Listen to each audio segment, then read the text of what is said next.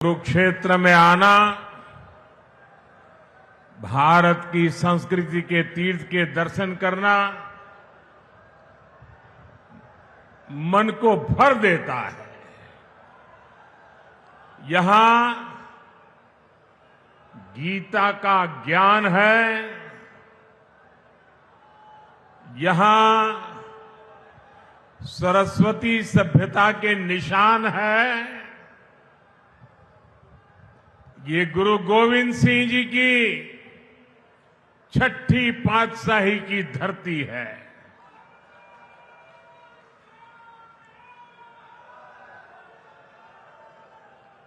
यहां श्री गुरु गोविंद सिंह जी के चरण पड़े हैं।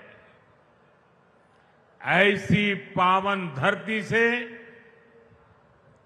मैं आपसे फिर एक बार भाजपा सरकार बनाने का निवेदन करने आया हूं।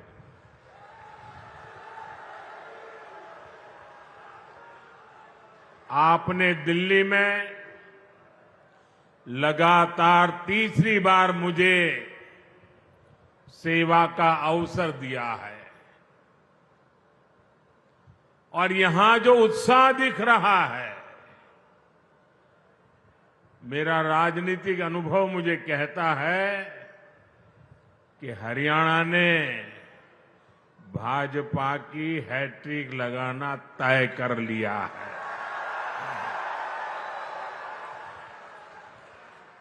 अभी मुझे मेरे संसद के साथी नवीन जी बता रहे थे कि आप पिछले 50 साल का इतिहास देख लीजिए।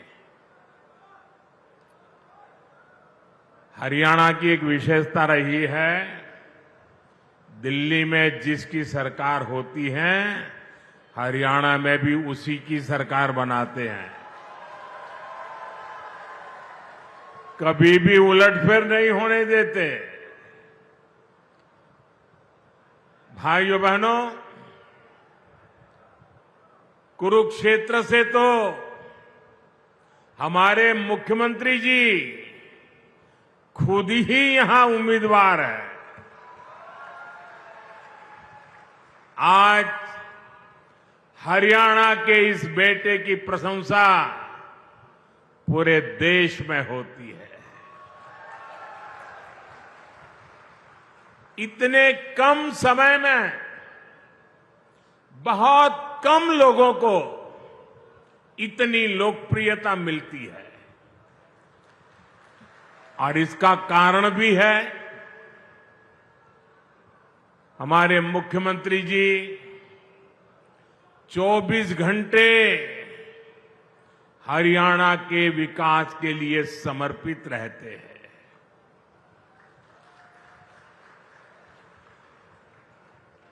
हरियाणा का जो भी व्यक्ति मिलेगा वो कहता है कि भाई हमारे मुख्यमंत्री जी तो विनम्रता के संबंध में, नम्रता के संबंध में हमारे हरियाणा का गौरव बढ़ा देते हैं। उनका व्यक्तित्व बहुत सहज है, वो बहुत सहज रूप से उपलब्ध है। और आप देखिए, पिछड़े समाज से निकलकर यहां इस बड़े पद पर पहुंचना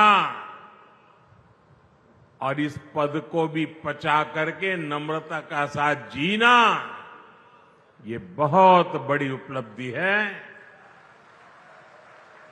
भाजपा के कार्यकर्ता के नाते मुझे हरियाणा में अनेक वर्षों तक काम करने का अवसर मिला है। यहां बहुत सारे मेरे पुराने साथी बैठे हैं। जब मैं मुख्यमंत्री जी की तारीफ सुनता हूं ना, तो इतना गर्व से भर जाता हूं, इतना आनंद होता है, मन इतना प्रसन्न हो जाता है। इनका विजन और इनकी लगन बड़े बड़ों से भी कहीं बड़ी है।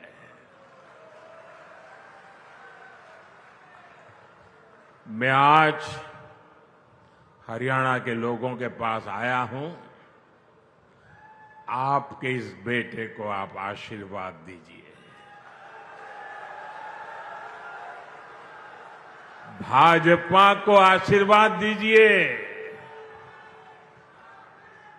मेरे साथ बोलिए, फिर एक बार, फिर एक बार।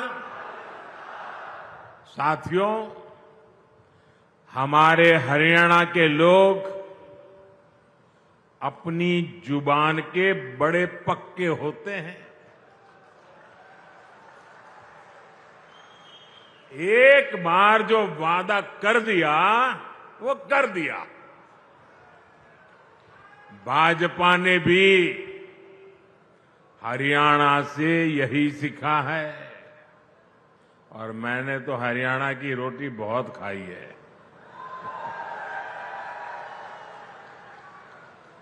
भाजपा जो कहती है वो जरूर करके दिखाती है। अभी कुछ महीने पहले लोकसभा चुनाव के दौरान मैं आपसे आशीर्वाद मांगने आया था। मैंने कहा था कि भाजपा सरकार के 100 दिन बड़े फैसलों के होंगे। गरीब, किसान, महिलाओं और युवाओं को मजबूत बनाने वाले होंगे। अभी 100 दिन पूरे भी नहीं हुए हैं, लेकिन हमारी सरकार ने करीब 15 लाख करोड़ रुपए के नए काम शुरू करवा दिए हैं। भाजपा सरकार ने गरीबों के लिए 3 करोड़ पक्के घरों को भी मंजूर किया है। ये सिर्फ पक्के घर ही है ऐसा नहीं है, ये गरीब का पक्का एड्रेस होगा। ये गरीब के सपनों का घोंसला होगा। ये उनके सपनों का लॉन्चिंग पैड होगा। साथियों, लोकसभा चुनावों के दौरान मैंने ये भी कहा था कि हम देश में 3 करोड़ लखपति दीदी बनाने के लिए काम कर रहे हैं। बीते सालों में 1 करोड़ लखपति दीदी बन चुकी है और इन 100 दिनों में 100 दिनों के भीतर देश में 11 लाख से ज्यादा नई लखपति दीदियां बन चुकी है और इनमें से सैकड़ों लखपति दीदियां ये मेरे हरियाणा में भी है। साथियों, 2 दिन पहले ही एक बहुत बड़ा फैसला हमने लिया है, जिसका लाभ हरियाणा के लाखों परिवारों को होगा। भाजपा सरकार ने तय किया है कि अब 70 वर्ष की उम्र से ऊपर के सभी बुजुर्गों को 5 लाख रुपए का मुफ्त इलाज मिलेगा। हर परिवार के बुजुर्ग, चाहे वो कितना ही धनी क्यों ना हो, मध्यम वर्ग का हो, उच्च मध्यम वर्ग का हो, गरीब हो, कोई भी 70 से ऊपर हरियाणा में जो भी होगा उसको 5 लाख रुपए तक बीमारी का खर्चा आपका सेवक जिम्मा लेता है।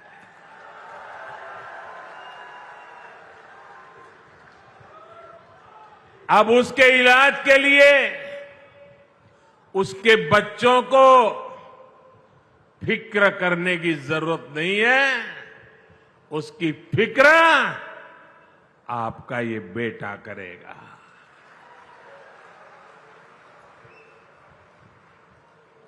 देश के बुजुर्गों को दी गई गारंटी मोदी ने पूरी कर दी है। मैं हरियाणा के सभी भाइयों और बहनों से कहूंगा, आप अपने बाल बच्चों का ध्यान रखिए। आपके माता पिता की चिंता आपका ये बेटा, आपका ये भाई कर रहा है। साथियों, हरियाणा में भी भाजपा सरकार पूरे सेवा भाव के साथ काम कर रही है। बीते वर्षों में हरियाणा निवेश के मामले में, कमाई के मामले में देश के टॉप राज्यों में पहुंचा है। गर्व होता है मुझे इस बात का। हमने कांग्रेस की सरकार का वो दौर देखा है जब विकास का पैसा सिर्फ एक जिले तक सीमित रह जाता था। हरियाणा के लोग तुरंत समझ जाते हैं। इतना ही नहीं, वो पैसा किस किस की जेब में जाता था, ये भी हरियाणा का हर बच्चा जानता है। भाजपा ने पूरे हरियाणा को विकास की धारा से जोड़ा है। भाजपा सरकार आने से पहले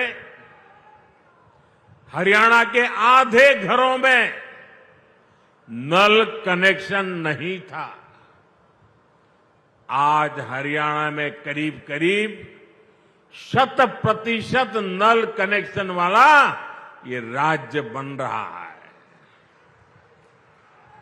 साथियों, भाजपा की सरकार देश में गरीब और मध्यम वर्ग के लिए बिजली का बिल जीरो करने में जुटी है।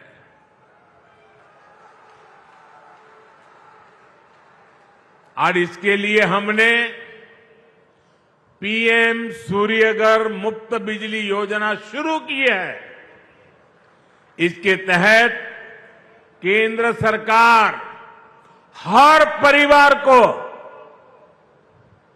यहां बैठे हुए सबको कहता हूं, मोदी है, मौका मत जाने दीजिए। और हरियाणा का तो मुझ पर विशेष अधिकार है भाई। हर परिवार को करीब 80,000 रुपए की मदद दी जा रही है। इस देश में कभी ऐसा नहीं हुआ कि एक एक परिवार के लिए 80,000 रुपया। और डबल इंजन की सरकार का कमाल देखिए। मोदी ने तो कहा मैं 80,000 दूंगा, इसमें हरियाणा के हमारे भाजपा के लोगों ने तय किया है हरियाणा के हर घर को 30,000 रुपए की मदद यहां की सरकार एक्स्ट्रा, यानी 1,10,000। साथियों, आपकी कमाई बढ़े, आपके पैसे बचे, ये भाजपा सरकार की बड़ी प्राथमिकता है। साथियों, हरियाणा ने हमेशा से मुझे बहुत प्यार दिया है। यहां के दूध, दही हरियाणे की रोटी और माताओं बहनों के स्नेह का कर्ज चुकाना मेरे लिए बहुत मुश्किल है। इतना बड़ा कर्ज मुझ पर है। इसलिए मैं अपना कर्तव्य समझकर आज आपसे कुछ बातें करना चाहता हूं। और ये बातें भाजपा की भलाई के लिए नहीं है। ये बातें मोदी की भलाई के लिए नहीं है। दिल में एक दर्द है, आग है। और इसलिए जब आप मेरे परिवारजन मेरे पास हैं तो मैं मेरा दिल आपके सामने हल्का करना चाहता हूं। अपनों के सामने मैं आज देश की मुझे जो चिंता हो रही है, आपकी, आपके बच्चों की, आपके भविष्य की, और इसलिए कुछ गंभीर बातें हरियाणा के मेरे भाई बहनों के सामने रखता हूं। देश भी उसे गंभीरता से सुनेगा। साथियों, आपके पड़ोस में हिमाचल प्रदेश है। वहां 2 साल पहले कांग्रेस की सरकार बनी, लेकिन आज वहां क्या स्थिति है? हिमाचल का कोई भी नागरिक खुश नहीं है। कांग्रेस ने वहां हर वर्ग को झूठ की घुट्टी पिलाई थी, लेकिन जो भी वायदे किए उनमें से कोई पूरे नहीं किए। आज सरकारी कर्मचारियों को वहां अपने हक की सैलरी के लिए हड़ताल करनी पड़ रही है। कर्मचारियों को डीए मिल नहीं रहा।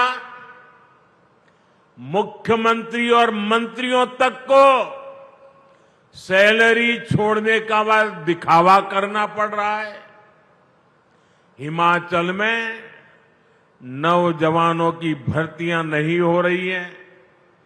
स्कूल, कॉलेज बंद करने की नौबत आ गई है। वहां कांग्रेस ने महिलाओं को 1500 रुपये देने का वायदा किया था। हजारों महिलाएं आज भी इस पैसे का इंतजार कर रही है। हिमाचल में बिजली, पानी, पेट्रोल, डीजल, दूध सब कुछ कांग्रेस ने महंगा कर दिया है। और लोकसभा में भी आपको नहीं देखा है, उन्होंने कहा था 1 जुलाई को खटाखट 8,000 रुपया आपके खाते में आएंगे। लोग 1 जुलाई को कतार लगा के कांग्रेस के कार्यालयों पर खड़े हो गए थे। पूरे देश में झूठे वादे करना, देश की जनता से धोखा करना। साथियों, भाजपा सरकार ने पहले जो मुफ्त इलाज की योजना हिमाचल में चलाई थी, नौजवानों को बैंकों से मदद लेने की जो योजना चलाई थी, और भाजपा ने बहुत अच्छे ढंग से चलाई थी, हिमाचल के लोगों का कल्याण करने के लिए चलाई थी, ऐसी सारी योजनाएं हिमाचल में अब ठप पड़ गई है। हिमाचल की आर्थिक हालत कांग्रेस ने इतनी खराब कर दी है कि हालात संभाले नहीं संभल रहे हैं। साथियों, जनता की परेशानी से, जनता की समस्याओं से कांग्रेस को कभी कोई फर्क नहीं पड़ता। कांग्रेस से बड़ी बेईमान और धोखेबाज पार्टी देश में और कोई नहीं है।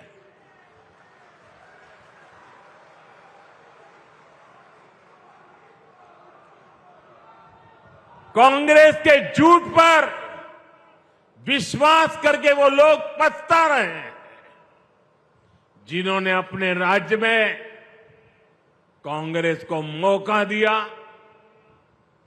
कांग्रेस के झूठ की गुट्टी ने कर्नाटका और तेलंगाना को भी नहीं छोड़ा है। कर्नाटका में तो हाहाकार मचा हुआ है। वहां महंगाई और भ्रष्टाचार चरम पर है, विकास कार्य ठप है। कांग्रेस आने के बाद निवेश और नौकरी दोनों कम हो गए हैं। अच्छे खासे राज्यों को बर्बाद कैसे किया जाता है, ये कांग्रेस वहां करके दिखा रही है।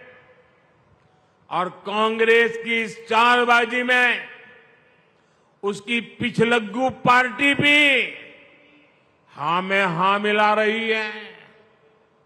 ये कट्टर बेईमान पार्टी है।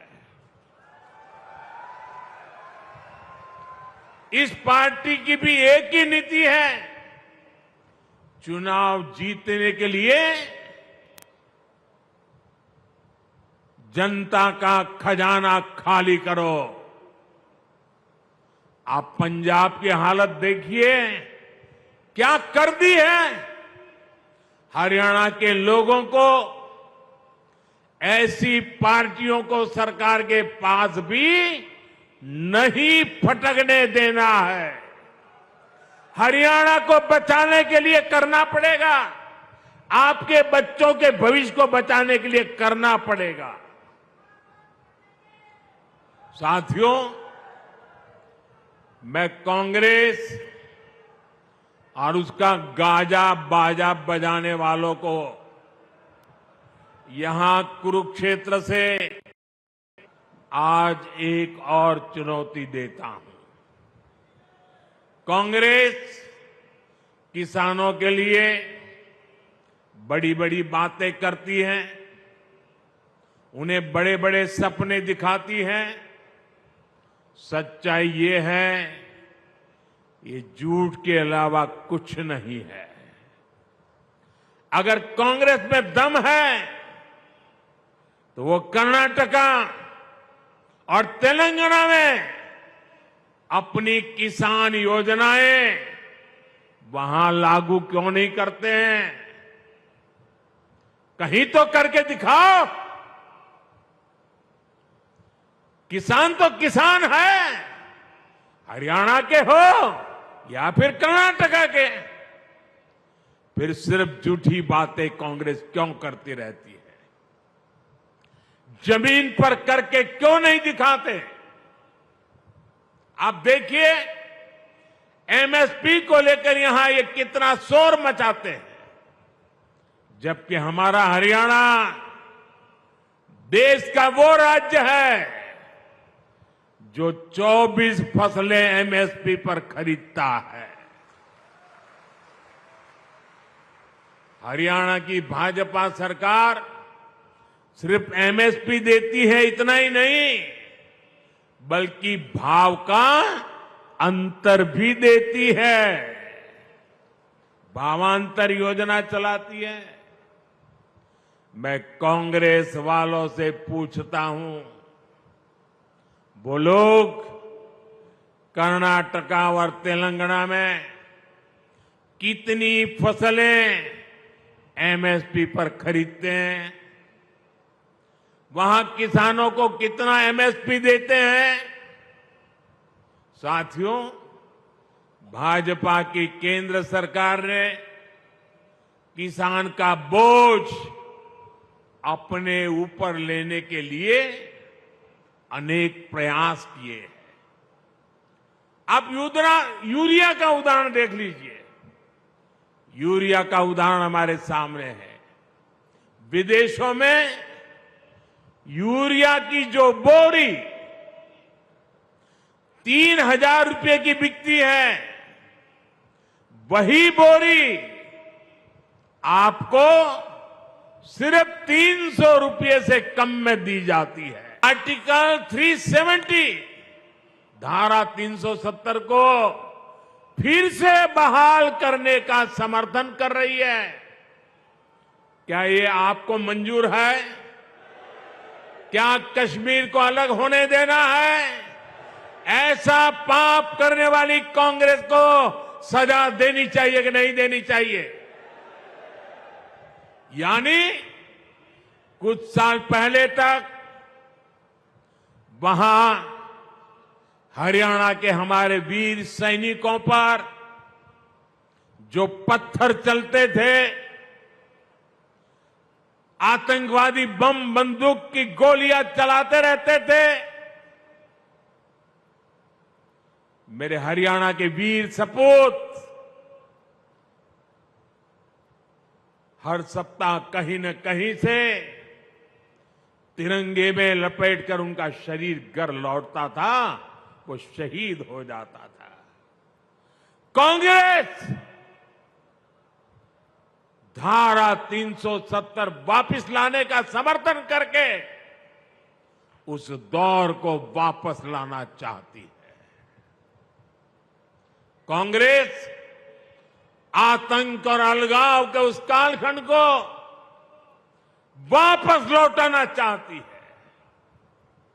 वो कालखंड जिसके कारण हरियाणा की अनेक माताओं को अपनी संतानें गंवानी पड़ी।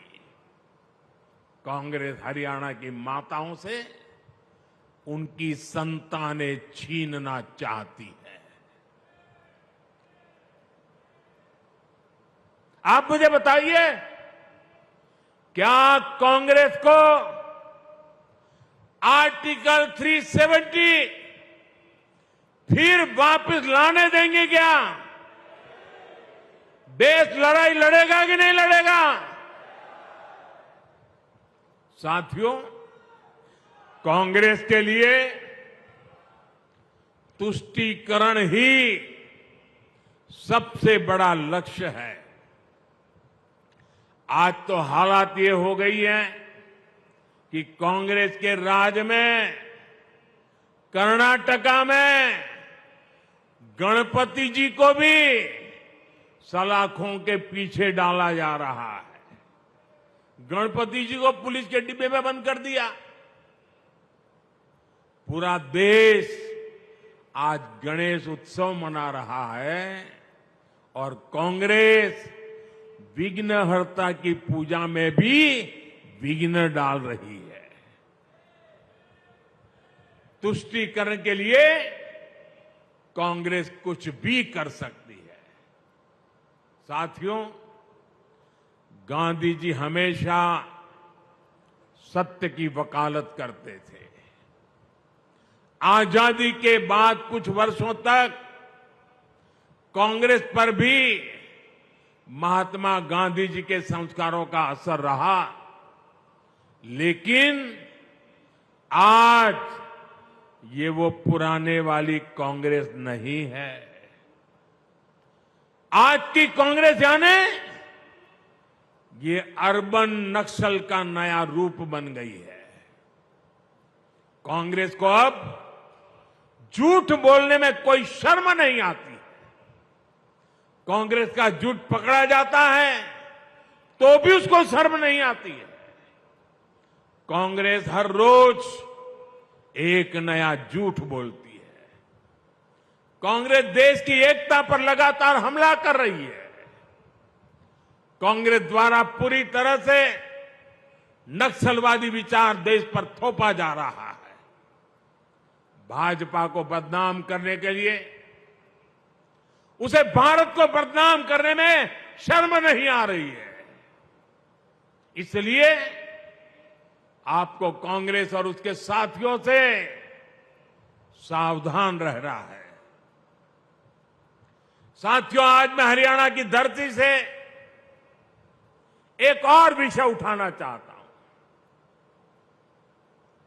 भारत में सबसे बड़ा दलित विरोधी, ओबीसी विरोधी, आदिवासी विरोधी अगर कोई है तो वो कांग्रेस का परिवार है।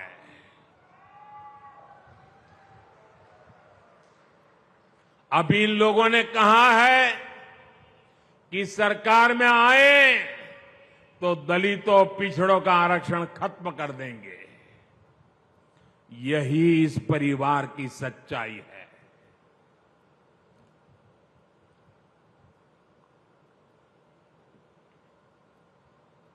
कांग्रेस का परिवार हमेशा से ही बाबा साहब आंबेडकर जी को नफरत करता था, आरक्षण का घोर विरोध करता रहा है।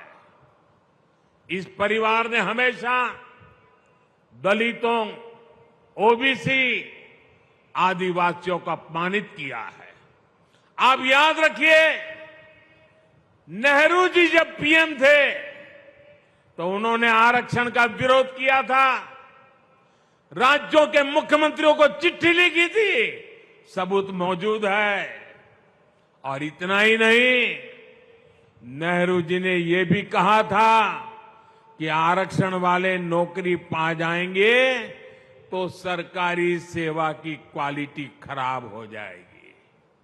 ये नेहरू जी के शब्द हैं। नेहरू जी ने ओबीसी आरक्षण के लिए काका साहब कालेलकर का जो कमीशन गठित हुआ था, उसकी रिपोर्ट आई थी।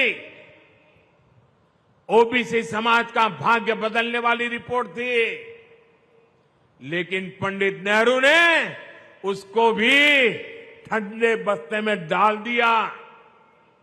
नेहरू जी के बाद जब इंदिरा जी आई तो उन्होंने भी ओबीसी आरक्षण पर रोक लगाकर रखी। जब देश ने उनको सजा दी, जनता पार्टी की सरकार बनी मोरारजी भाई के नेतृत्व में, तब मंडल आयोग बना। लेकिन फिर कांग्रेस आ गई और मंडल कमीशन की रिपोर्ट ठंडे बस्ते में डाल दी गई। इसके बाद राजीव जी ने भी अपनी सरकार में ओबीसी को आरक्षण नहीं मिलने दिया। जब केंद्र में भाजपा के समर्थन से अटल जी की सरकार बनी, तब मंडल आयोग की रिपोर्ट लागू हुई। वीपी सिंह की सरकार बनी, अटल जी के जनसंघ ने, भाजपा ने समर्थन किया था उस समय, और तब जाकर के ओबीसी समाज को आरक्षण मिला जब भाजपा का समर्थन था। और आप ये भी याद रखिए, राजीव गांधी ने नेता विपक्ष के रूप में भी, ऑपोजिशन लीडर के नाते पार्लियामेंट में उनका भाषण है, उन्होंने आरक्षण का पुरजोश विरोध किया था। उन्होंने एक इंटरव्यू में, ये शब्द उनके हैं, मैं बताता हूं, उन्होंने एक इंटरव्यू में कहा था, उन्होंने यहां तक कह दिया था, आरक्षण पाने वालों को बुद्धू तक कह दिया था। ये राजीव जी ने। एससी, एसटी, ओबीसी समाज का इससे बड़ा अपमान क्या हो सकता है। अब कांग्रेस का शाही परिवार फिर आरक्षण खत्म करने पर अड़ रहा है। लेकिन मेरी बात कांग्रेस कान खोल करके सुन ले, जब तक मोदी है,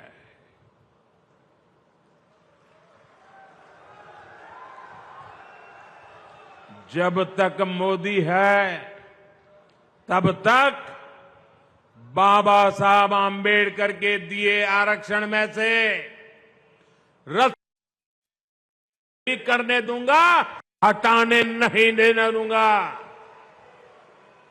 एससी, एसटी, ओबीसी का आरक्षण रहेगा, ये मोदी की भी गारंटी हो और भविष्य में उसके लिए लड़ाई लड़ने की भी गारंटी है।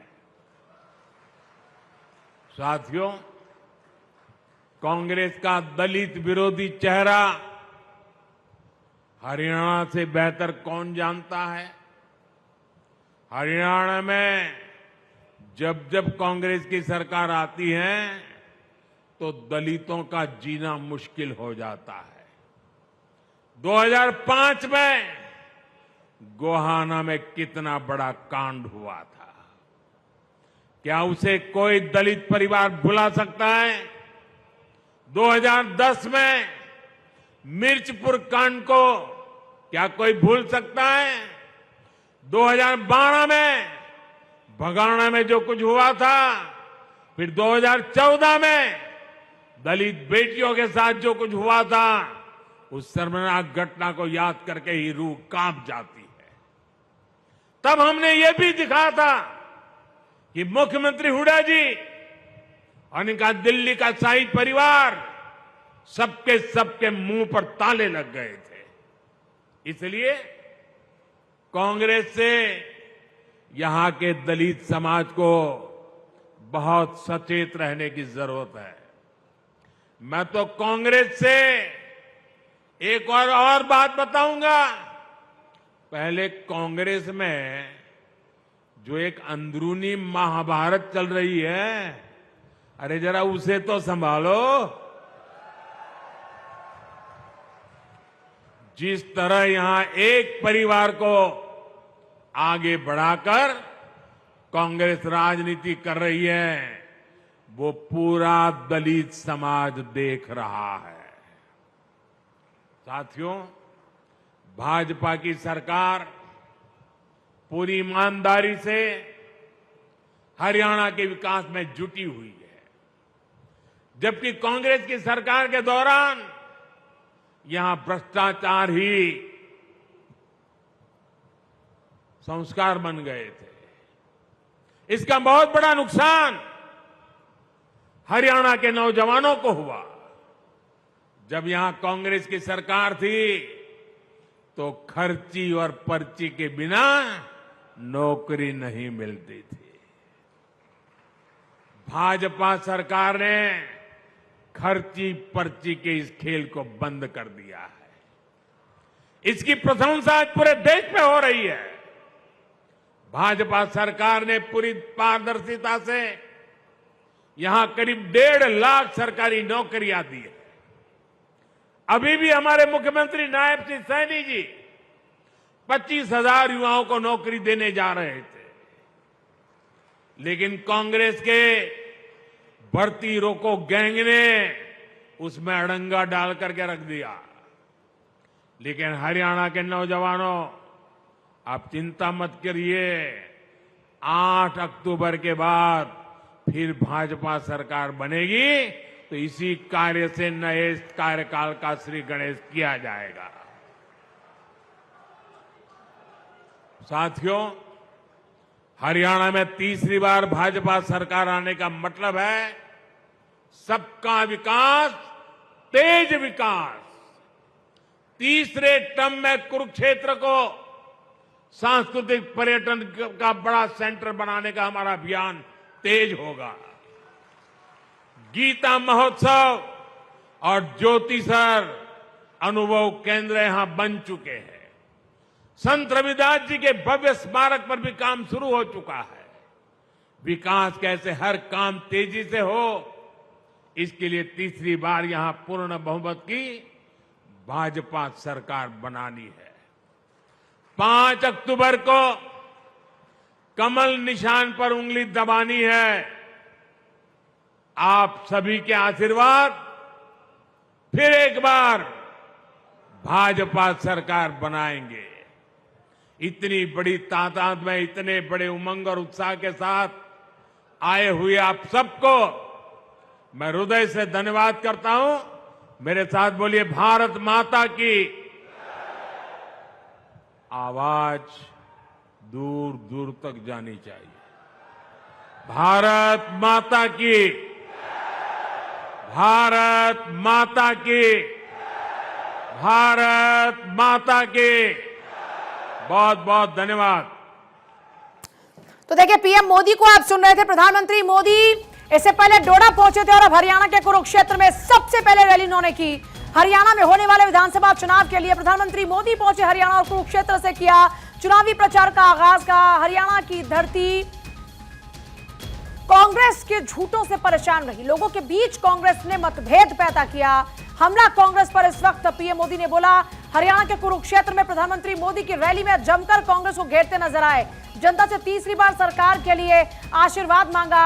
हरियाणा की धरती से कांग्रेस पर साधा निशाना। प्रधानमंत्री मोदी को आप सुन रहे थे, उन्होंने कहा कांग्रेस ने हमेशा झूठे वादे कर जनता को ठगने का काम किया है। लोगों के बीच कांग्रेस ने मतभेद पैदा किया है। इतना ही नहीं, आरक्षण को लेकर भी घेरते हुए नजर आए प्रधानमंत्री मोदी। हरियाणा के कुरुक्षेत्र से चुनावी आगाज किया है, यह बड़ी खबर है इस वक्त की। और हरियाणा के कुरुक्षेत्र की ही लाडवा विधानसभा सीट से खुद हरियाणा के मुख्यमंत्री नायब सैनी चुनावी मैदान में हैं।